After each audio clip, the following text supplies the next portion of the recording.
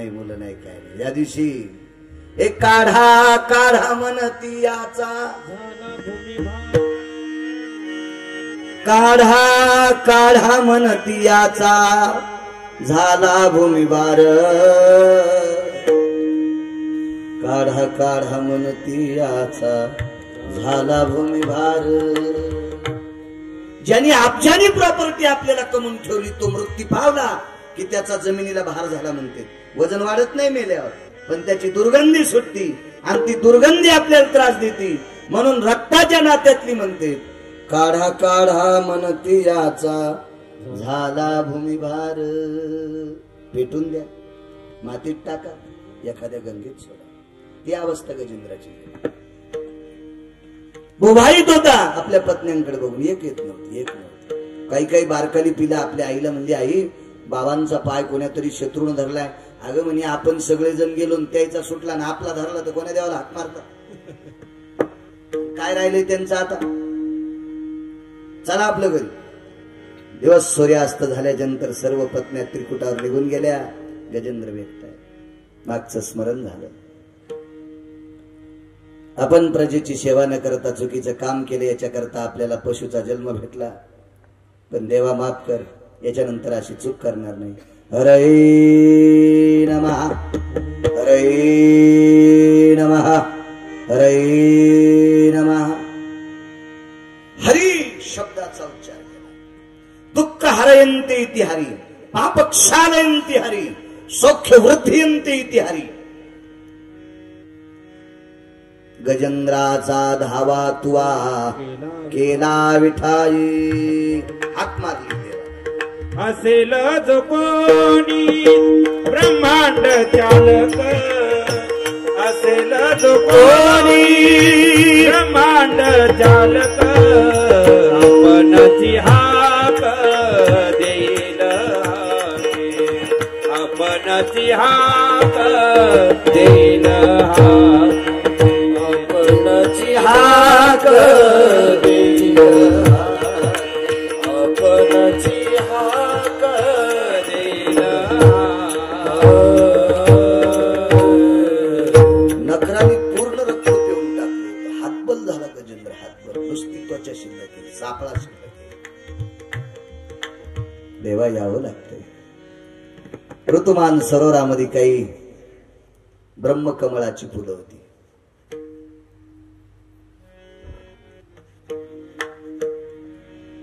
ब्रह्मकमळ हे दिवसा उमलत नाही. काकांकडे आहे ब्रह्मकमळाचं झाड. मी त्यांच्याकडनंच रोप नेलं मागे.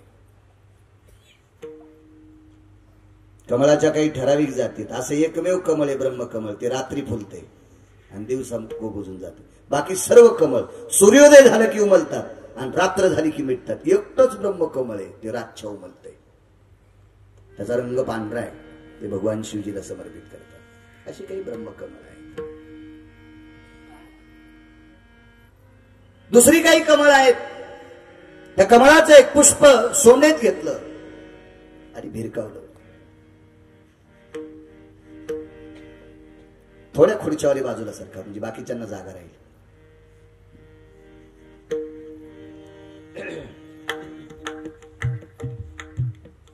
योग असा आला. जगाचे मालक गरुडावर आले. गरुडाचा वेग सुद्धा कमी वाटला. त्वरा झाली. गरुडा टाकी येते मागे. गजेंद्रानं ते फुल आकाशात फेकलं. ते फुल जगाच्या मालकाने हातात लगेच हाकेही सरशी उडी घालून घेतलं. ते व्यथा पाहिली गजेंद्राची. सुदर्शन सनसन करीत गेलं आणि नखराचे 2 तुकडे झाले.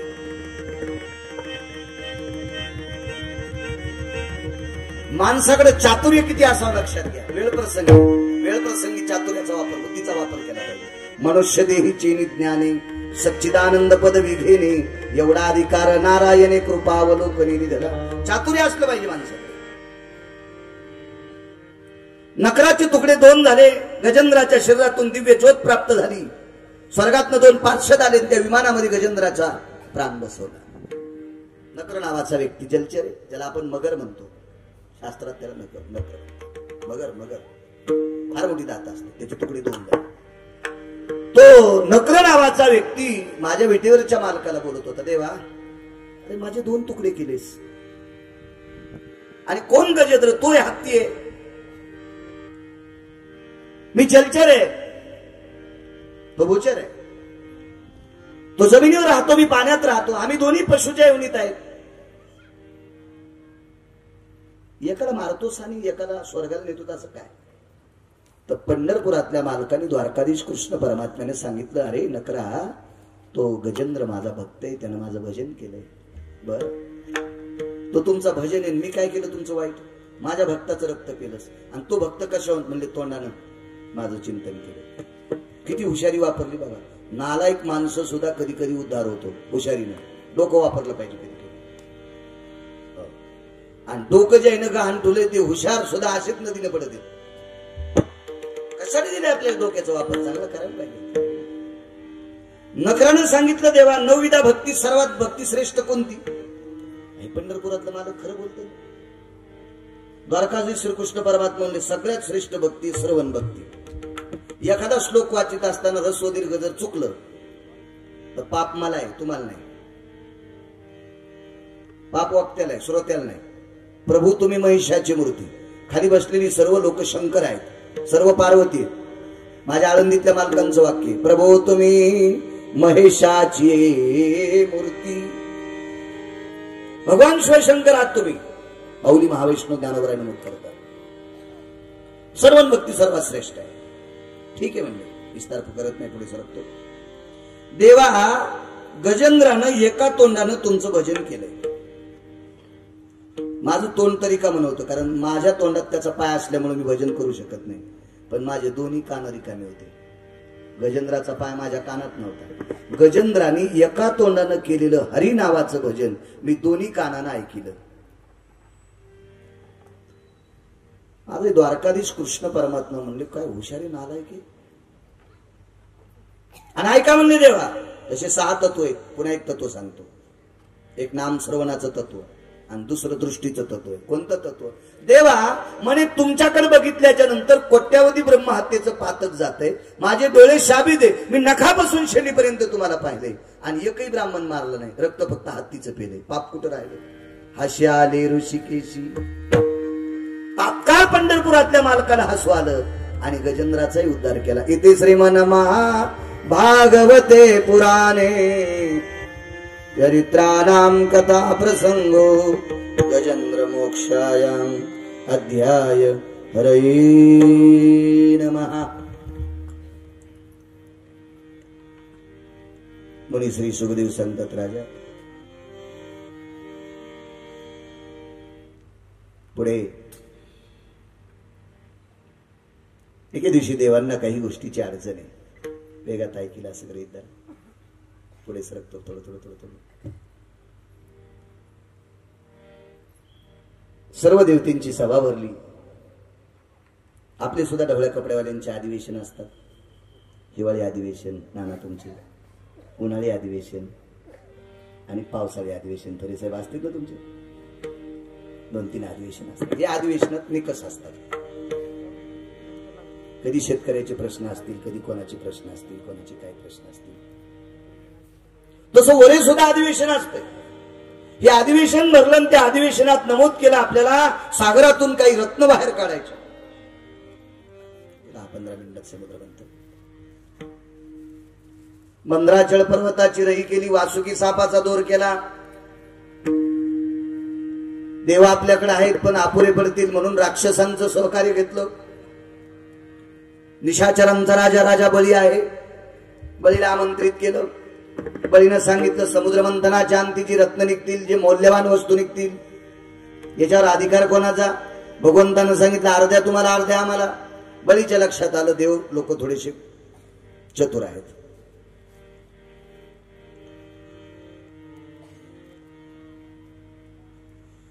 आणि तुम्ही अजून लक्षात घ्या, देवाच्या लांब राहिलेली माणसं शक्यतो पाप कमी करतात. ते देवाला भेटतात. देवाच्या जास्त जवळ गेलेत का ते कोणालाही गाचंड्या देते. त्याला वाटतं माझ्याकडे आता अशी खपक्या माळ आहे, ती जर माळ काढली म्हशीला हाणली तर म्हशीला तो येते.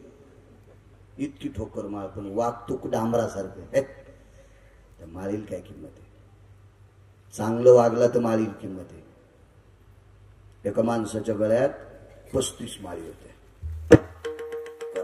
35 माळी. माणसं दिसली की अशी रामरामच करायची. नमस्कार, जय हरी, राम राम, जय रामजी की जय श्रीकृष्ण असे लोटंग असं वाकायचीच माणसं, मोठमोठाली माणसं. एका किराणा दुकानात मी बसलो विठ्ठलांना. त्या किराणा दुकानदारानं त्याला पाहिल्याबरोबरच ते मागच्या दरवाजाने पलीकडे गेलं आणि नोकऱ्याला म्हणलं मालक घरी नाही. मी त्याच्या मागच गेलो, त्याचा कष्टात धरून म्हणलं इडी काय अख्खं मार्केट नमस्कार करायला तुम्ही खाली लपले. जाऊ दे म्हणे महाराज, नंतर सांगतो बाबा, एक लई माझ्या माळीचं नको, मग पाहू आपण. ते तिथं आलं मला पाहिलं. महाराज तुम्ही येत का? काय काम आहे? काय नाही म्हणलं, आमच्या भक्तीचं लग्न आहे, अजून नाही, नंतर किराण्यासाठी आलो. बरोबर. मग दुकानदार म्हणलं ते 2 दिवस येणारच नाही. पुढे गेले होते. दुकानदार खाली बसलेले होते ना, त्या काउंटरपाशी उभं बसलं. म्हणलं काय मिळेल? अख्खं मार्केट त्याला नमस्कार करीत होतो, तुम्ही 30-35 माळी येत ना त्याच्या गळ्यात, वजन झाले त्याच्या गळ्यात माळीचं. ते म्हणले महाराज, मोठ्या पोरीच्या लग्नाला 1.5 लाखाचा किराणा 3 वर्षापूर्वी नेला, रुपया नाही द्यायला अजून. काय करायचं नाना इतक्या माळी घालून?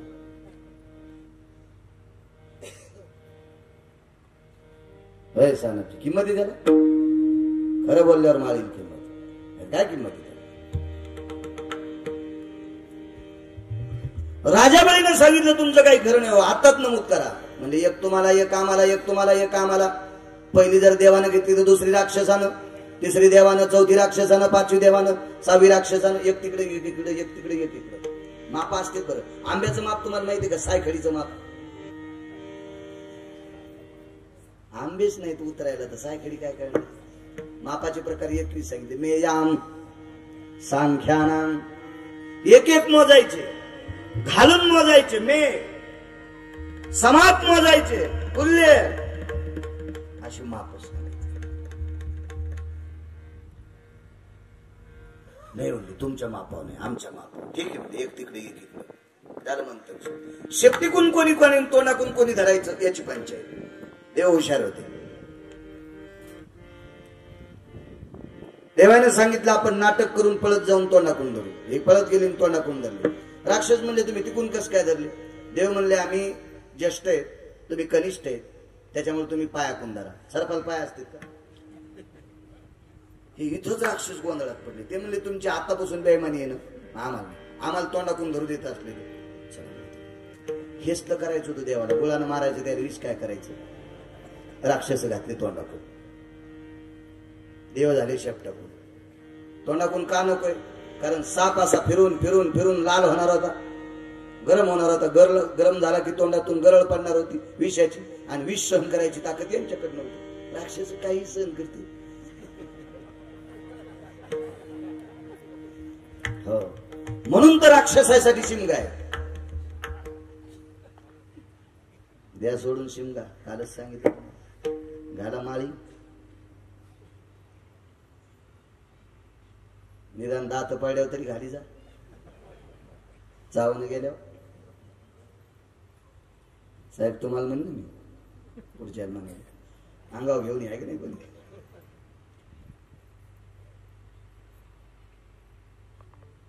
ज्याचा पिता सात्विक, त्यानं मुलाला उपदेश करायचा अधिकार आहे. ज्याचे वडील दारू पित असतील त्यानं मुलाला सांगायचंच नाही तू गांजा ओढू नको म्हणून. ते म्हणीन ना बाबा तुम्ही काऊन दारू प्यायला, हे का नाही? उपदेश त्याने करावा तो आपण चांगलं वागावं. महाराष्ट्राच्या मातीतली माणसं सात्विक का?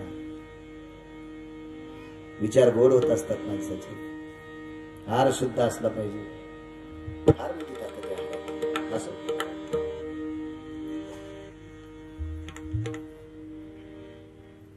सुरू झालं समुद्र मंथन.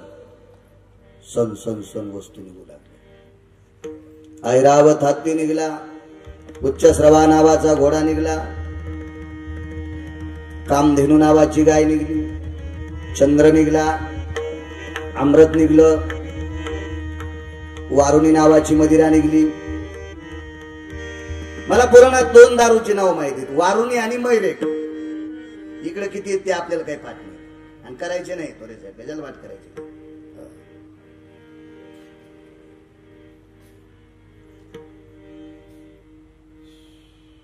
शक्यतो अशा संगतीतल्या लोकांना कमी थोडस टाळी तरी जात जा. आपलं जीवन सुखमय होत असते. टाळलं पाहिजे. लक्ष्मी निघली. पारिजातक नावाचा वृक्ष निघला. रंभा अप्सरा निघल्या. हलाल नावाचं विष निघलं. 14 रत्न निघले. बलीला उच्चस्रवा नावाचा घोडा देऊन टाकला. इंद्राला ऐरावत नावाचा हत्ती दिला. कामधेनू नावाची गाय ब्रह्मवादी ऋषीमुनींना देऊन टाकली. चंद्राला स्थिरत्व आकाश मंडळातील सर्वांना शीतल प्रकाश मिळेल. राक्षस असेल देव असेल सर्वांच्या फायद्याचा घेऊन टाकला. अप्सरा स्वर्गात दिल्या. अमरपुरीमध्ये अप्सरा देऊन टाकल्या.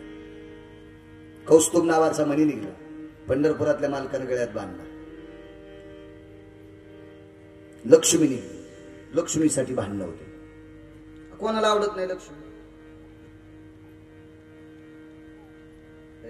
लक्ष्मी आवडत नाही पण असा माणूसच नाही ज्याला पैसा आवडत नाही. विठ्ठलांना कशात न कशात गुतलाच म्हणून महाराजांचा अभंगात शाबित. ऐसा कोणी दावा हे जया नावडे. कन्या पुत्र घोडे दाराधन दाराधन.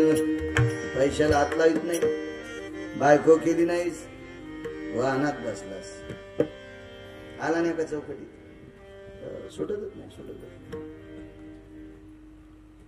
लक्ष्मी प्रत्येकाला आवडत होती. तिला माहित होतं वाद होईल.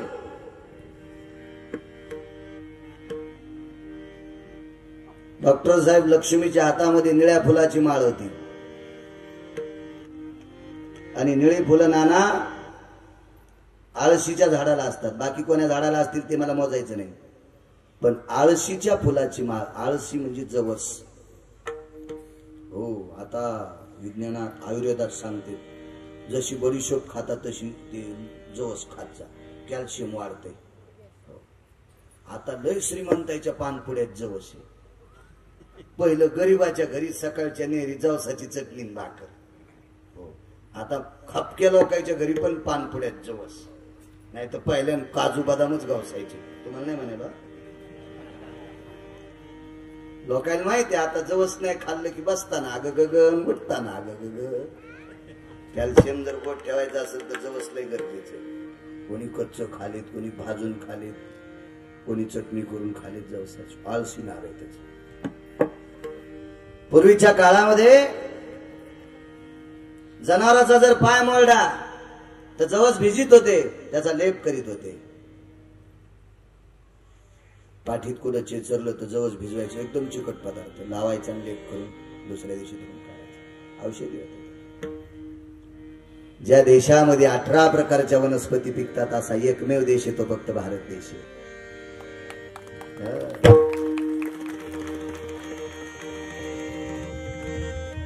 आपल्याला सवय काय लागली माहितीये का? दुसऱ्यातल्या दोंडीतलं खायचं. बघाशी आमचा विषय झाला थोडे भाऊंचा.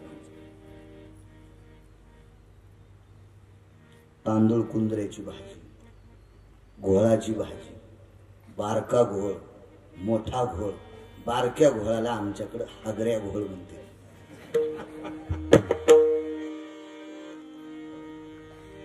नाना त्या घोळाच्या भाजीची पानं इतकी सूक्ष्म असतात, असे बारीक बारीक बारीक बारीक, तिळापेक्षा दुप्पट मोठे. तिळापेक्षा दुप्पट मोठे. त्याच्यामध्ये साजूक सांबट पदार्थ असतो. शिजवनसत्व. खोकला येत नाही, सर्दी होत नाही आणि शिजवनसत्व सगळं मिळतं. काय ताकद त्याच्यात. आणि कुठं येतं ते?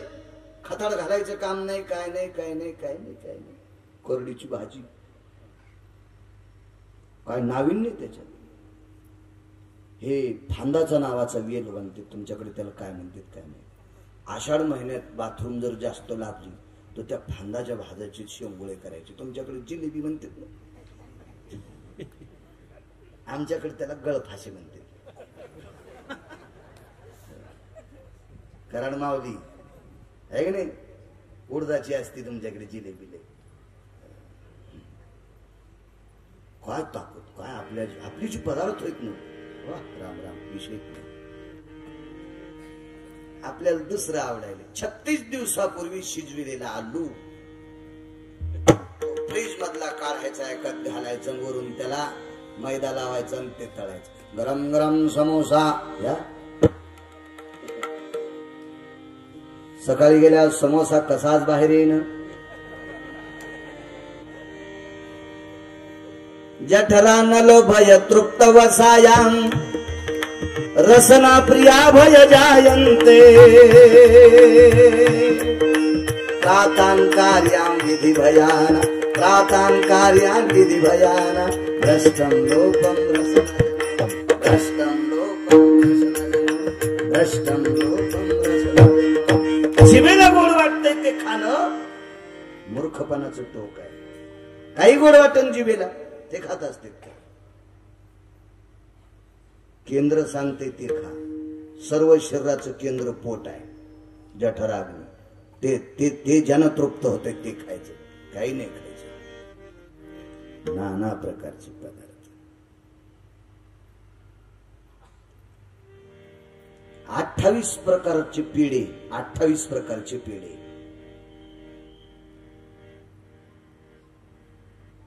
ज्याच्या अंगातून किमान पावशेर घाम पडतो त्याला पेढे पचतेत.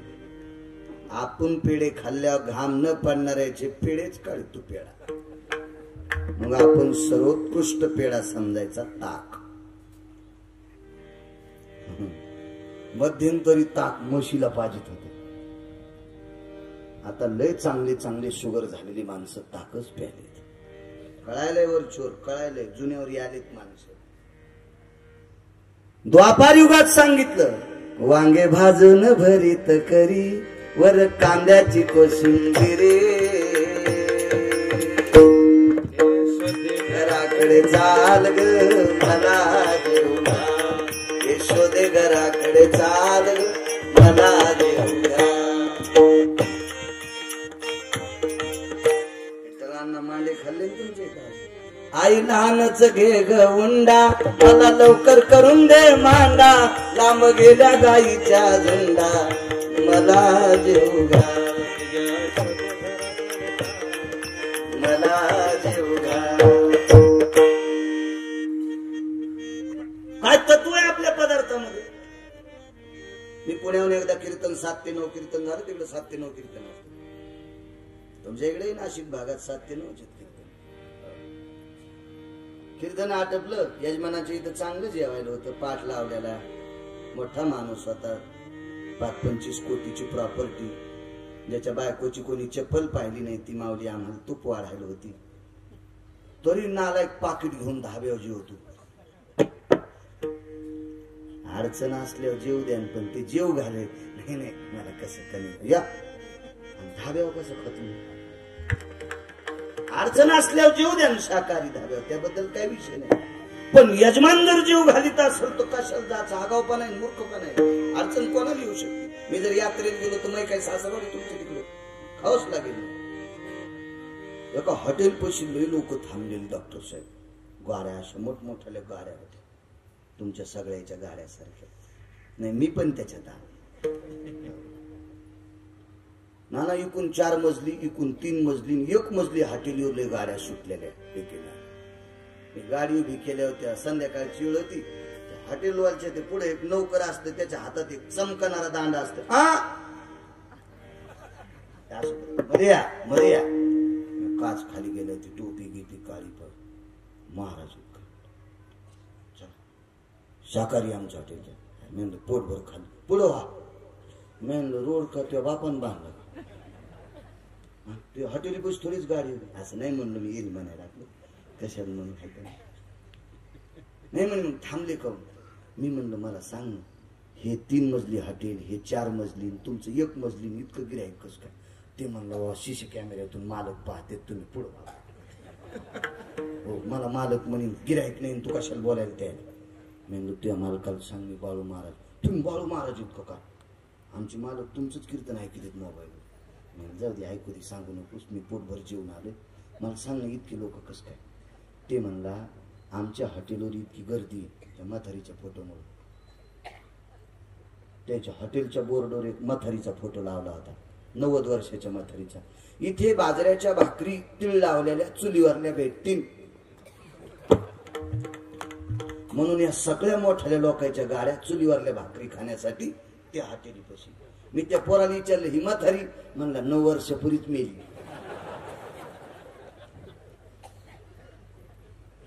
रघुनाथ बाबा बघा, जुन्यावर इतकी माणसं आली.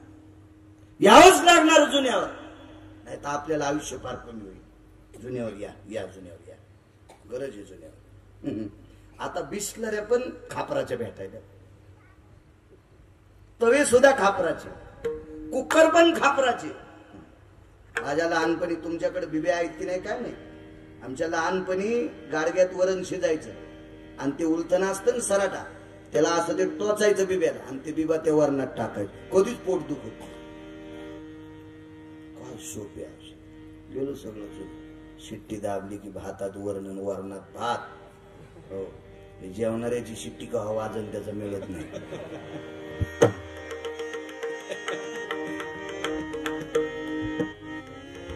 देखाव बाई नुसतं. चला, लक्ष्मीच्या हातात आळशीच्या फुलाची माळ इथपर्यंत आलतो. जवसाची फुलं निळ्या रंगाची असतात ना. जवसाची पेरणी मोठ्या पेरणीत असते, ज्वारीच्या जोंधळ्याच्या पेरणी सोबत असते जवसाची पेरणी. लक्ष्मीने सांगितलं कोणीही ताण घेऊ नका, ज्याचा रंग या फुलासारखा आहे मी त्याची आहे. पंढरपुरीचा निळा लावण्याचा पुतळा, पंढरीचा निळा लावण्याचा पुतळा, पंढरपुरीचा निळा.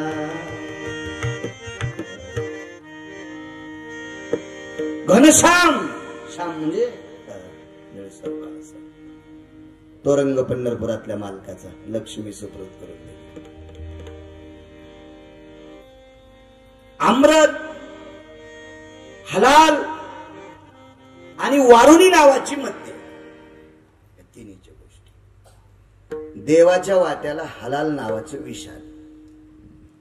सगळ्या देवाच्या बायका जरा चतुर होत्या, चतुर सगळ्याच्याच होत्या, पण बाकीच्या ऐकत होते देव. पण शंकर काय पार्वती आई साहेबाचं ऐकत नव्हते. बाकीच्या सगळ्या सांगितलं हो ती कॅनलच्या कडीची वाटणी आपल्याला घ्या, 2 एकर रान कमी होत्या पण हायवेचं घ्या, महाग इकते सांगतात बरं व्हायला हो निघायच्या टायमाला. लय हुशार असतात. हो, नाशिक मधला प्लॉट आपल्यालाच घ्या. सगळ्यांनी सांगितलं आम काम कर. शिवजी कुठे ऐकायला तयार आहे? शिवजीने घेतलं हलाल विष, ते पिऊन टाकलं. 10 झाले, लहा लहा करू लागले. वाटतील ते प्रयत्न केला. काय काय प्रयत्न केला माहिती का? बघा हुरड्याला किंमत किती आहे, म्हणून माझ्या ज्ञानोबारांनी हुरडा शब्द ज्ञानेश्वरीत घातला. त्वा त्रिभुवनाचा केला से हुरडा. असतातच मालकापैकी एका मालकाचं वाक्य ना, त्वा त्रिभुवनाचा केला से हुरडा. ज्वारीच्या अपरिपक्व दाण्याला हुरडा म्हणतात, परिपक्व दाण्याला ज्वारी म्हणतात, अपरिपक्व दाण्याला हुरडा. ज्वर, टायफॉइड झाल्याच्या नंतर हुरडा शिजवायचा आणि त्याची नुसती निवळी त्याचं पाणी प्यायला द्यायचं. डॉक्टर साहेब ते टायफॉइड शीतल होते, त्याच्यातली उष्णता कमी होती, इतकी ताकद आहे त्याच्यात हुरड्या.